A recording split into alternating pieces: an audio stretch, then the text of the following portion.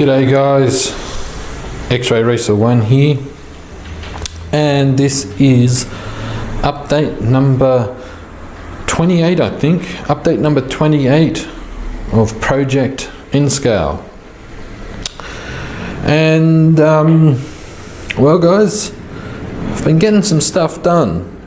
Some minor details have been getting done on the layout. Now, some details you might be wondering, well, what are we talking about? Well, first of all, let's pan across to our left. And if we have a look here, guys, you will see I have myself some road painted. This is something that I've been slowly wanting to get done. I'm sorry for the shadow, the light globes right behind my head here, but as you can see, I have gotten the road painted, and it is, give me a second, track's a little dirty, sorry, I heard it stop. I have had the road painted. What I used here, as you can see there's some little gaps here and there, so what I'm going to do is I'm going to put some bit of turf and maybe some bushes around here, especially around here. As you can see closely here, I have marked out in pen where I'm going to go over it with some turf. So I have been painting the road, and you may remember from the last video, it was that Hakey roll-out road stuff. It looked terrible, especially here. If you remember, it was all kinked up and it looked terrible. And if we look across here, you'll see I've got the road painted. There's probably a few little spots here I might go over again. Now, for those wanting to know, also, by the way, as you can see, I have finished this up with the paint as well. Now, for those who are wondering what I used to paint it, these are the paints here that I used. I will just put them here. It is Tamiya Diorama Texture Paint, and this is the one here I used for the road. It's called Pavement Effect Dark Grey. There is the item number right there, guys. And to finish, because what I did here is I did this one as well with Pavement Effect. And this is the paint here, same stuff, but it is light grey. And there is the item number for that paint. Now, this stuff, it's like a paste. It's a paint, but it's real gritty, not that you would, but if you were to put it in your mouth, it would feel real gritty in your teeth. So when you, I don't know if you could hear it, but when I scratch it, it's got like a real gritty feel to it. So that's something I've been doing here. And as you can see, I've got some locomotives running at the moment. But I've been doing some stuff. And one of the things I've been doing is I've been putting some switches in. Now, some big stuff has been happening on the layout. Not so much big stuff, but first of all, I'll show you, if I zoom in, if I flick this switch here, so we got some welding going on in here. But if we move along here, we have another one. So bear in mind, or bear with me I should say.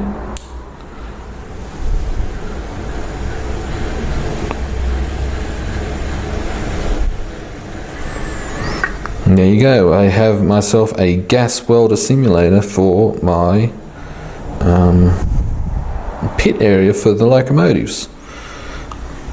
And if I was to, now it's going to be very bright, as you can tell. What it is, oops, it is 2 LEDs, and if I zoom in, you can just see them right there. So what that is, it is a gas welding simulator. And if we have a look under here, I have this operating on a 9-volt battery.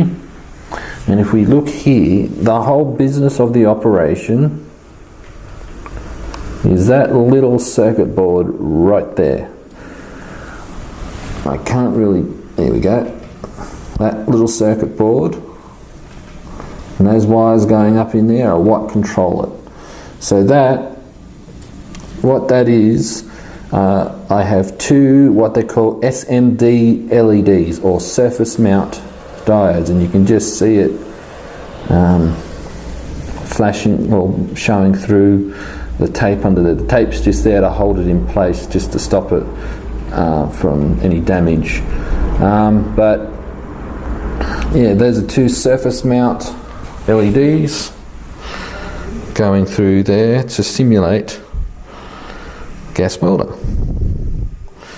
And this is a little bit more simpler. If I move it, if I can just get it to,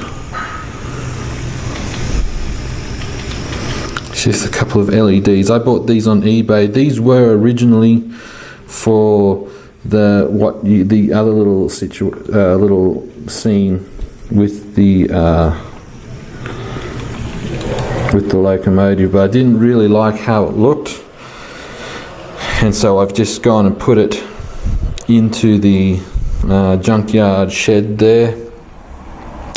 But now the big thing, so that's, to get back to this, what I have is some Woodland Scenics, some Woodland Scenics welders and accessories. So that some of those guys will be going under there. So some big stuff has happened, and I've had another train stop again.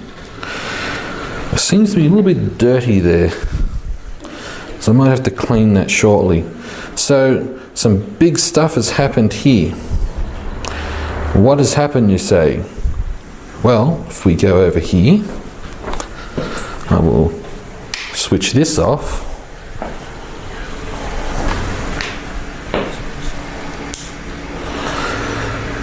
Ladies and gentlemen, I have street lights.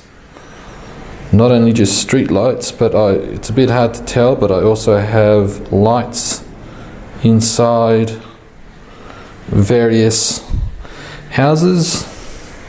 And if you remember from my last video, one of the last videos, I did a tutorial on putting LEDs into a car. So here we have the Porsche that I did in the tutorial video. I have this car here. It looks funny on camera, but it does look proper in real life, if that makes sense. And we move across here, have LED in the car. But if you look closely, these street lights were not bought. I made these myself.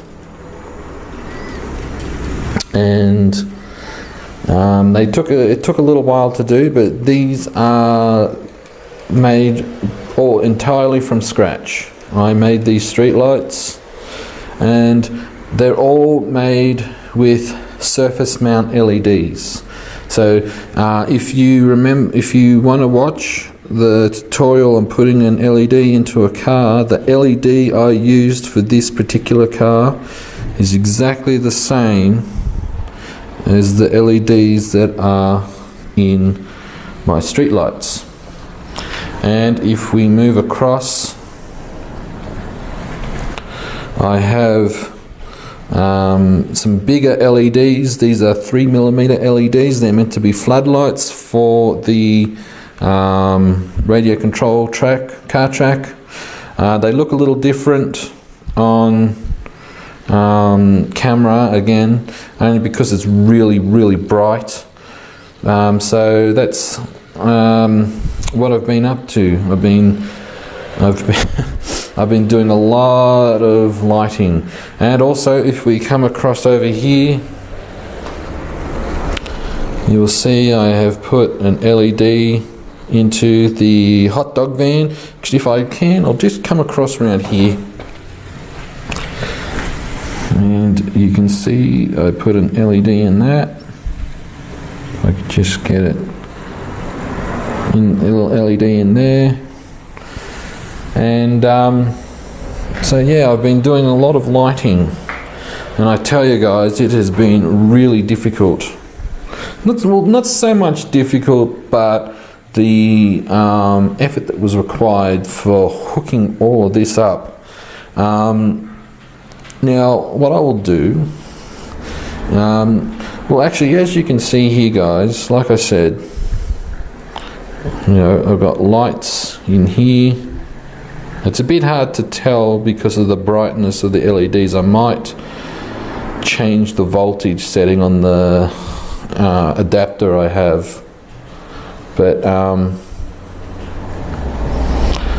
yeah, what I'm using, and it actually, you got to admit, it looks pretty damn good. I mean, unfortunately, you got that light coming through there. But I mean, that is all, yeah, that is all handmade. And like, I'm not one to gloat, guys, and I'm not one for electronics. But actually, there's a street light that I forgot to install. How's that? It's just right down there. So what I'll do, guys, I'll just give you a quick look at what it looks like.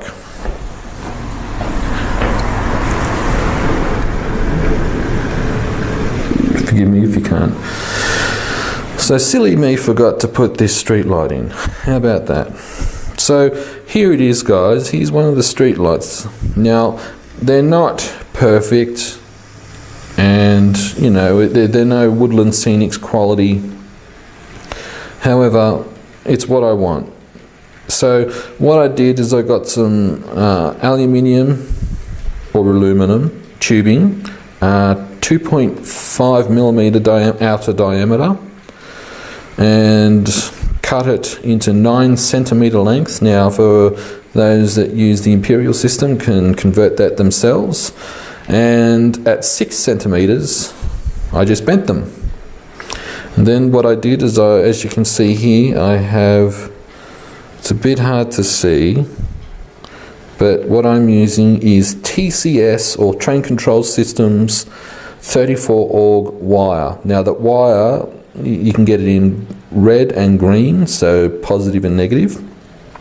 And I have it set for, and I have a 430 ohm resistor, and it is for running on up to 12 volts. And if I just flip it upside down, and I will try my best to zoom in, but that little square right there is the LED. So what I've done is the shade over that is just some aluminium tape, 3M aluminium tape, and that street light is what you see. So that little, that's how much light's coming out from those street lights. I mean, it looks really bright because of the camera, but crikey again. Must be bit of dirt on that turnout. So yeah, guys, that's one of the street lights there, and I have made more, and they will be going along in here. And also I will be making some more lights to go around the I guess you call it the roundhouse. Well, it's not really a roundhouse because there's no shed area. So around the turntable for the locomotives. I also have this LED here. I took it out, but I'm putting it back in to my turntable house. And yeah, guys, that's what I've been up to. So I'll turn this off while I am thinking about it. What I am using for power is just a simple 12 volt AC adapter. Turns 240 volt. In Australia we use 240 volt. Turns 240 volt in AC into 240 volt, into 12 volt DC, or up to 12 volt. It has a little dial on there. Ranges from 3 volts to up to 12 volts. So that's what I use as a power source. And as you can see, guys, it is one hell of a mess. Honestly, it is. Mate, I tell you, that'll just send you nutty if you. But it. I've got it all wired up. What I'm going to do is I'm going to get another one of these little systems, because it only sends out so many milliamp hour or amp hour of current, so I don't want to overload it, and so I'm going to have another one to run for the lights over here. Unfortunately, I can't run it off my DCC system because LEDs only run on DC current, and so therefore they are polarity sensitive. So it's a bit of a bummer, but that's just how it goes. So yeah, that's what I've been up to in this video, guys. What I will do is I will pause it here and I will show you some of the stuff that the LEDs that I get. So give me a second, guys, I'll pause it right here. Alright guys, so here's just an example of the LEDs that I bought. Now, I bought these surface mount LEDs from an eBay store in China. And they turned out really cheap, and they work out to roughly, and this is in Australian currency, 5 cents each.